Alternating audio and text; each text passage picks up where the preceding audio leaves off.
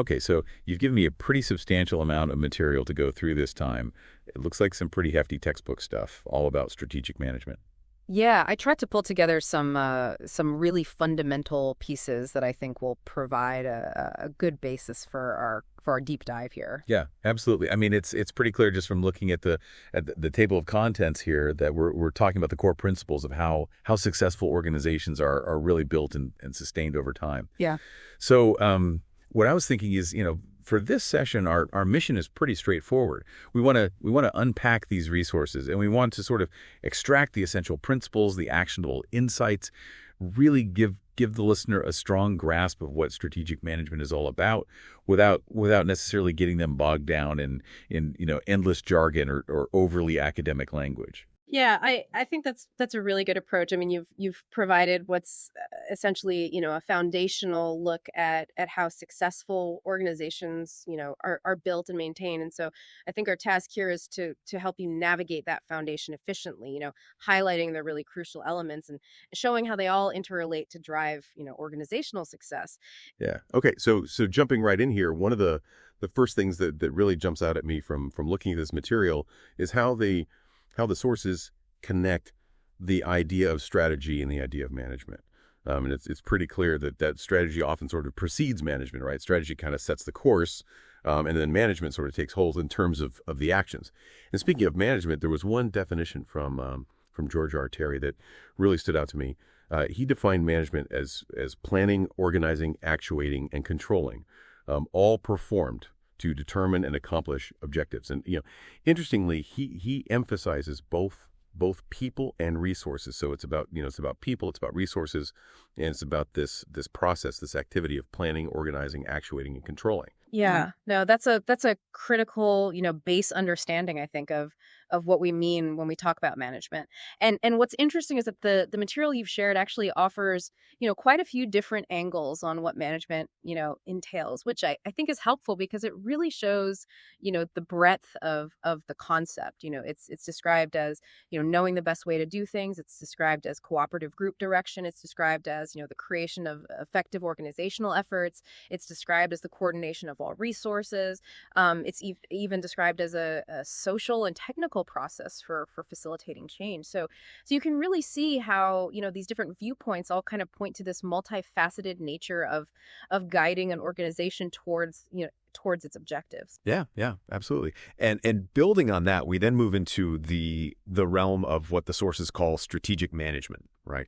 And this is presented as more than just sort of basic strategic planning. It's sort of an evolution, I guess you could say, that really focuses on the organization's overarching vision and mission within the context of the external environment. And the ultimate aim, as the sources explain, is to achieve those key organizational objectives. And it's very interesting because they emphasize that the positive outcomes extend far beyond just, financial gains. Yeah, absolutely. I think that's one of the things that's so powerful about strategic management. It really provides that crucial long-term perspective. If we connect this to the bigger picture, it's about, actively shaping the organization's future rather than just sort of reacting to whatever comes its way. And those benefits beyond just, the balance sheet, those things like sharper decision making, a clearer sense of purpose within the organization. They often become, the very drivers of long-term financial success anyway. Yeah, absolutely. And a fundamental part of setting that long-term direction obviously involves the concepts of vision and mission. And the text makes a very clear distinction between the two. A vision statement is described as really painting a picture of the desired future, right? Typically looking 5 to 10 years out. So then it's really focused on where the organization wants to be. It's sort of that high-level strategic intent. And they give a classic example. I think it was Microsoft's early vision, and it was a personal computer in every home running Microsoft software. So you really get a sense of their ambition there, right? Yeah, that's a great example. And the mission statement, in contrast, is really defining the organization's fundamental role and its purpose for existing right now. It's answering that core question, why are we here? So it's grounded in the present and articulating that, fundamental purpose. Yeah, exactly. And it's interesting because having a clear vision, it's not just some sort of feel-good exercise, right? the sources really highlight some significant advantages to having a clear, well-defined vision. It's presented as encouraging experimentation, right? Because everyone understands the ultimate destination. It fosters that mindset of long-term thinking. It can make stakeholders more willing to embrace risk. It fuels competitiveness and originality. It helps build positive public perception. And crucially, it really provides a powerful source of motivation for everyone within the organization. Yeah, those are really powerful outcomes. I like the analogy of the North Star. A well-defined vision, it acts like that North Star, guiding decisions and inspiring action, at every level of the organization. It really provides that unifying purpose that can be such a powerful engine for innovation and resilience, in the face of challenges. Yeah, absolutely. And then the text kind of walks us through the basic steps involved in strategic planning, which makes logical sense, right? It starts with preparation, getting ready to actually think strategically, and then it moves into clarifying the vision and the mission, which we've just discussed, and it's followed by what's known as a SWOT analysis, right? Which, as a reminder for our listeners, is strengths, weaknesses, opportunities, and threats. Yeah. And after that, it's about setting priorities, developing the actual strategic plan, and then finally distributing the plan and assigning the task to make it all happen. Yeah, no, I think that systematic approach is really, really valuable because it provides that solid framework for developing a really coherent and actionable strategy. And that SWOT analysis in particular, I think is such a critical link between, understanding what the organization is capable of internally, and really grappling with the realities of the external market. Yeah. Okay. So we've got this overarching vision, right? But how does that actually translate into the day-to-day operations of the organization? And that's where the difference between strategic planning and operational planning really becomes important. Yeah. And strategic planning is presented as a sort of a broad guide for management, right? It's outlining those general strategies to achieve long-term goals, and we're talking about, typically a 3 to 5 year horizon here. And it's directly linked to the mission. It's typically the responsibility of top leadership. Tends to be fairly stable. It's not something that's changing constantly. And it involves input from various stakeholders. And the key questions that it addresses are, where are we now? Where do we want to be, and how do we get there? Precisely. Strategic planning, it really sets that overall direction of travel. Operational planning, on the other hand, it really dives into the specific activities that are required for short-term management, usually within a 1 year period.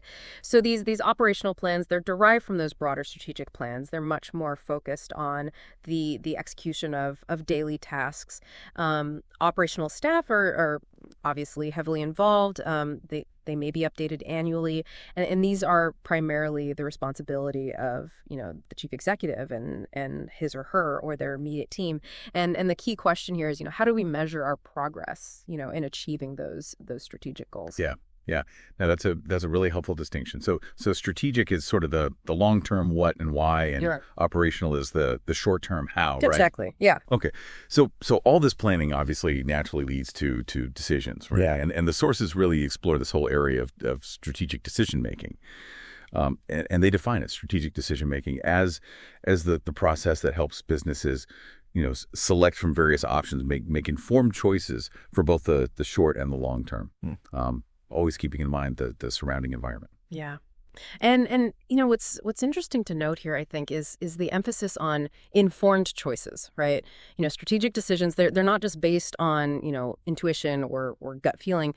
They really demand this careful evaluation of available information, potential consequences. As the text points out, the objectives of studying this area are to grasp those fundamental principles, understand the decision-making process itself, and then also explore, the different ways a strategic decision can even be defined. Yeah. And they highlight a few key definitions, right? George R. Terry, he pops up again, defining decision-making as selection based on established criteria.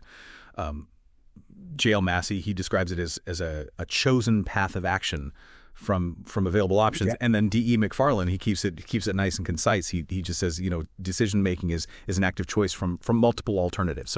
So they're all essentially pointing to this idea of making a deliberate selection, right? Exactly. Yeah. And then the text goes on to outline the key characteristics of strategic decision making, right? So it's a process of selection. It involves careful thought and reasoning. It's not just a knee-jerk reaction. It's purposive, meaning it's directed towards achieving specific goals, generally has this positive aim. It involves commitment. Decisions lead to concrete actions. It requires evaluation to determine its effectiveness. Yeah. And it follows this structured process with distinct steps, Yeah, absolutely. So let's actually walk through those steps. First, you need to clearly identify the decision that needs to be made. Then it's about gathering relevant information, right? Really understand the situation thoroughly. Then you identify those various alternative courses of action that you could take.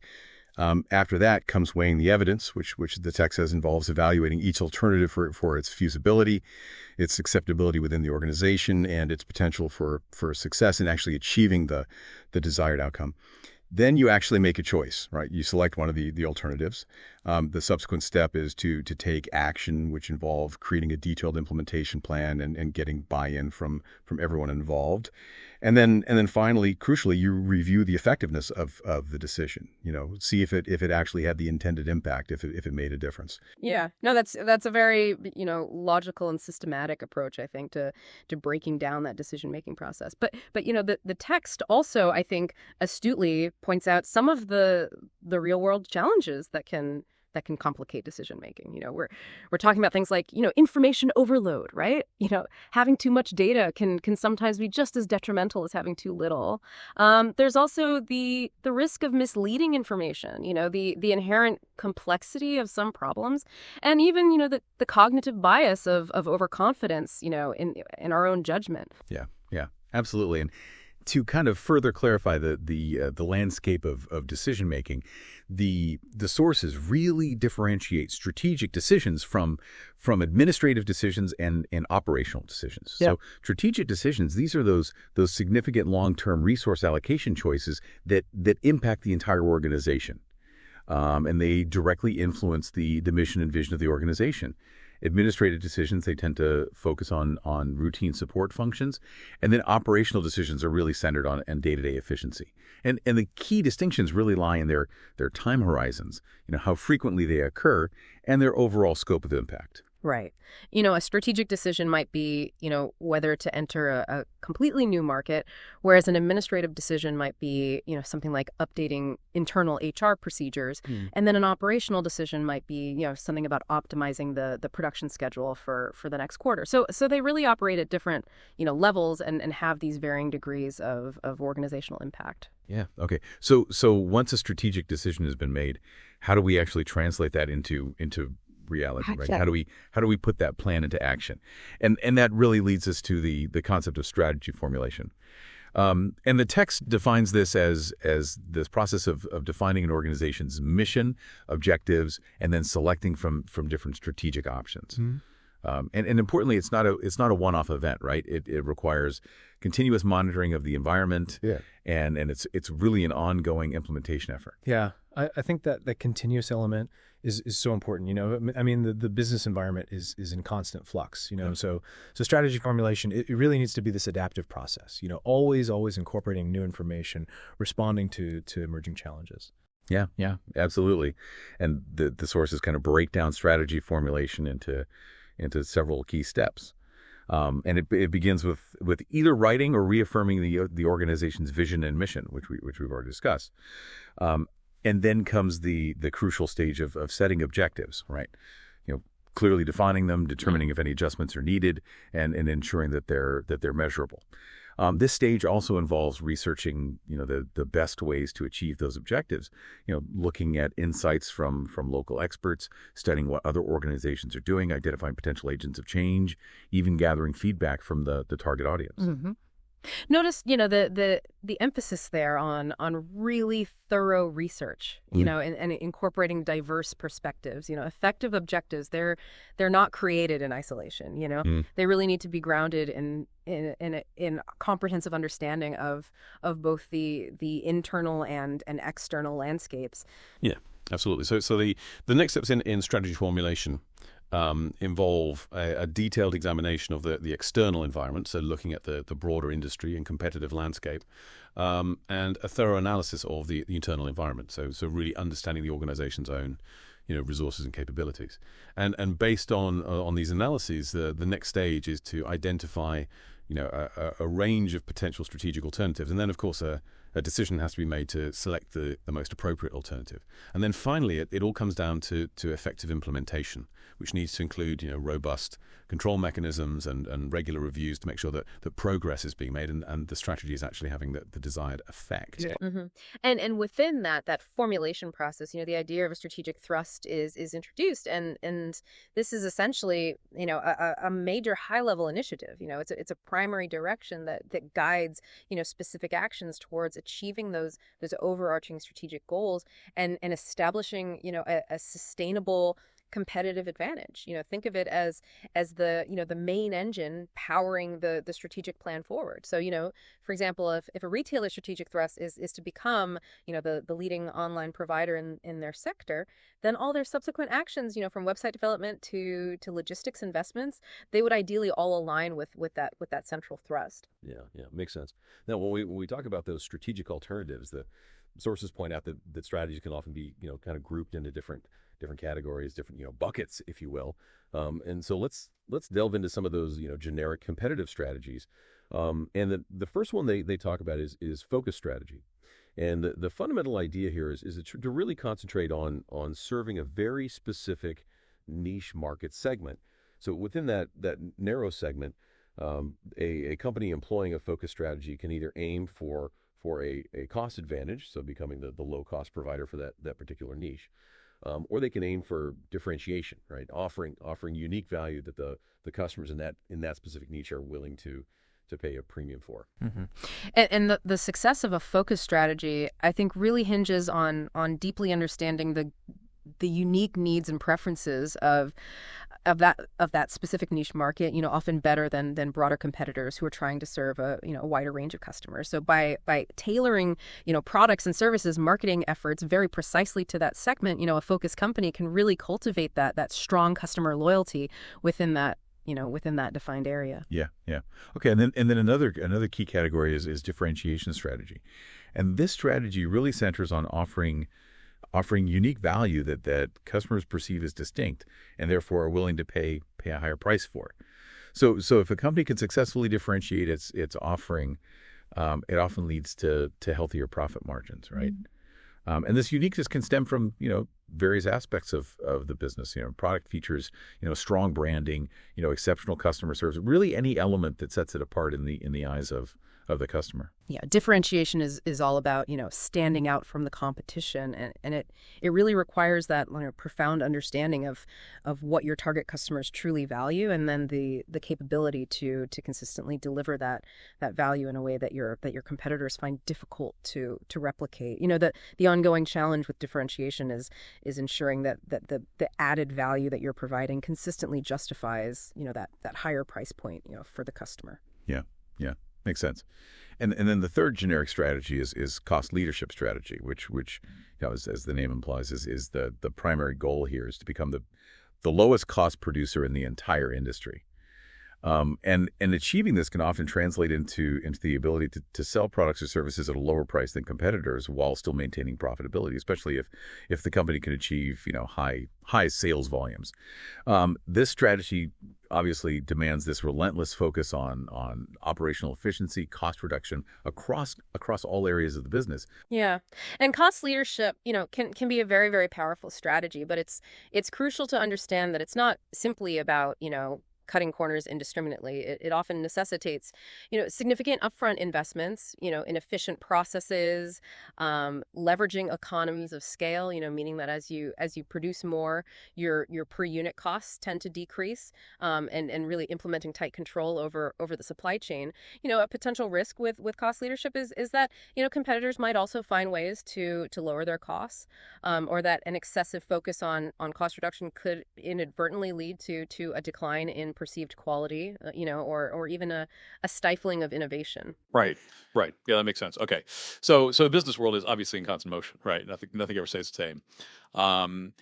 So an organization's ability to adapt is absolutely crucial. And this brings us to the concept of strategic flexibility, which the text defines as an organization's capacity to effectively adapt to significant shifts, both within the company itself and in the broader external environment. Yeah, and I think, strategic flexibility is essentially about, being nimble and resilient, right? It's not just about reacting to changes after they've occurred. It's also about, proactively anticipating potential shifts and developing those organizational capabilities to respond effectively. Given the rapid pace of, technological change that we see today, I think the ability to foster this culture of openness, it becomes not just beneficial, but a survival imperative.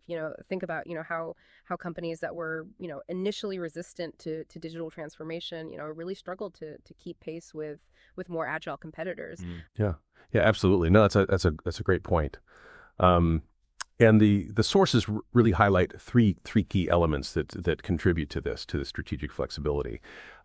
First is attention, which is actively and continuously monitoring the external environment to identify potential changes, emerging trends early on. Second is assessment, which is thoroughly analyzing the potential impact of those identified changes, on the organization. And then third is action, which is actually implementing the necessary changes within the organization to adapt to those new realities. Yeah, I really like that breakdown because it creates this, vital feedback loop, right? Without diligent monitoring of the external environment, an organization won't even be aware of the need to adapt. Without that careful assessment of potential impact, the significance of those changes might be misjudged. And then without decisive action, the organization won't be able to capitalize on those emerging opportunities or effectively mitigate, potential threats. Yeah. Makes sense. And the text also offers some practical suggestions for how organizations can actually cultivate this strategic flexibility. And these include, staying consistently informed about industry trends, potential disruptions, fostering that culture of openness, a willingness to embrace change throughout the organization, considering multiple future scenarios to prepare for a range of possibilities, and then importantly, learning from past mistakes and adapting based on experience. Yeah, and I think that internal culture, of openness to new ideas and that commitment to continuous learning, it's absolutely vital for building that strategic flexibility. Organizations that are resistant to new perspectives or unwilling to acknowledge and learn from errors are far more likely to struggle when faced with the significant change. So embracing that mindset of continuous improvement, I think, is key to long-term adaptability. Yeah. Okay. So to make sound strategic decisions, to formulate those effective strategies, a deep understanding of the competitive landscape is essential, and that's where competitive analysis comes into play. And the sources emphasize that knowing your competitors is a fundamental aspect of strategic planning. Absolutely. An organization cannot effectively chart its own course without a clear understanding of, who else is competing for the same customers, what their respective strengths and weaknesses are, as the text outlines. The objectives of competitive analysis are to grasp those basic principles of competition and to learn those practical steps involved in conducting a thorough competitive analysis. Yeah. So where does an organization even begin to identify its competitors? And the text makes this important point that it's not just about direct to competitors, right? Those Yeah. selling the exact same products or services. You need to consider all businesses that are satisfying those same underlying customer needs, even if they do so in different ways. So these are the indirect competitors, right? So for example, a local bookstore, isn't just competing with other bookstores, it's also competing with, online retailers of books, e-reader platforms, libraries, even other forms of entertainment that might draw away, a customer's time and money. Yeah, that's a crucial distinction to make. I mean, a traditional taxi service, for instance, they don't just compete with other taxi companies, right? They also compete with ride-sharing services, public transportation, even personal car ownership in certain contexts. Right. Yeah. No, that's a great point. Okay, so once you have a sense of who your competitors are, where do you actually gather information about them? And the sources give this really, really comprehensive list of possibilities. We're talking about industry-specific business directories, local chambers of commerce, their advertising campaigns and promotional materials, press reports and news articles, industry trade shows and conferences, information that's readily available through internet searches, even valuable insights that can be gleaned from customer feedback and their own marketing materials. And then for publicly traded companies, their annual reports are a rich source of information, and even their websites and job postings can offer clues about their strategic direction and priorities. Yeah, it's really about being resourceful and actively seeking that information from a wide variety of available sources. The goal is to piece together this comprehensive understanding of each competitor's operations, their current strategies and their overall performance in the market. Yeah, absolutely. So what specific aspects should an organization be looking for in its competitor analysis? And the text kind of breaks it down into these key categories.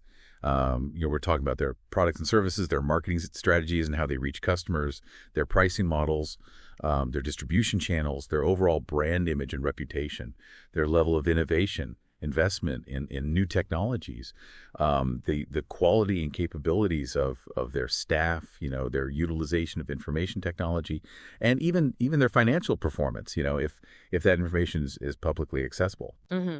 And those are all, critical areas to investigate. Understanding a competitor's product portfolio, for example, it can reveal their target market segments, their strategic priorities, analyzing their marketing efforts can provide insights into how they're trying to attract and retain customers, what their key value propositions are. Right. Yeah. So the sources then kind of outline the competitor analysis process itself in a series of logical steps. And it starts once again with clearly identifying who your key competitors are. Then you need to try and determine their objectives, right? What are they ultimately trying to achieve in the market? Next, you analyze their current strategies. So how are they currently trying to achieve those objectives?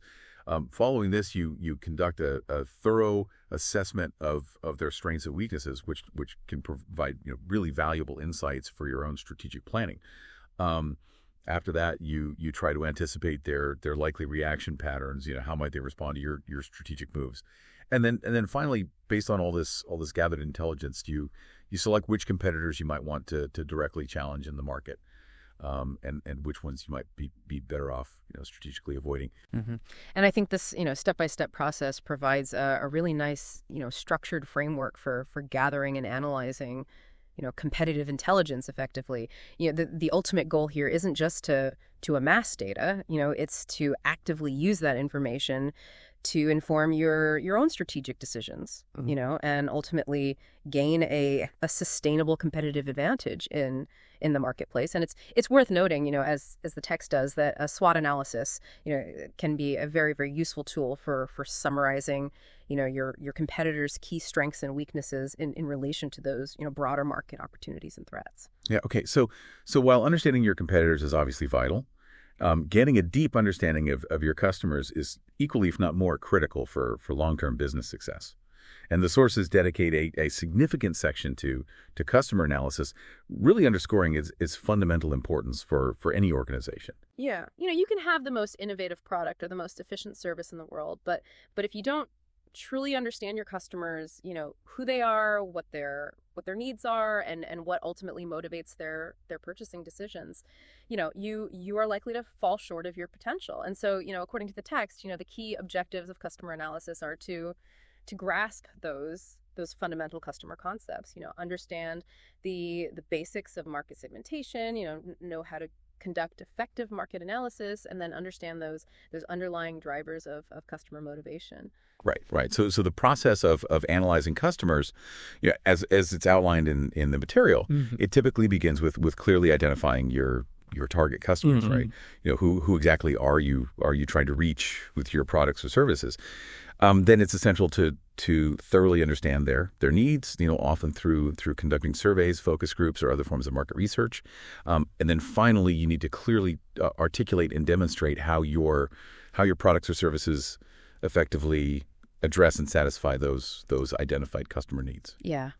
It really comes down to building, a deep sense of empathy for your customer base, by understanding their specific pain points, their aspirations, their purchasing behaviors. You can really tailor your offerings, refine your communication strategies to resonate with them much more effectively. Yeah. And the text highlights some key questions that an organization should be asking, during its customer analysis. And these include gathering information about their demographics, their past purchase history with your company and competitors, how sensitive they are to price changes, any unmet needs that your current offerings aren't addressing the specific process.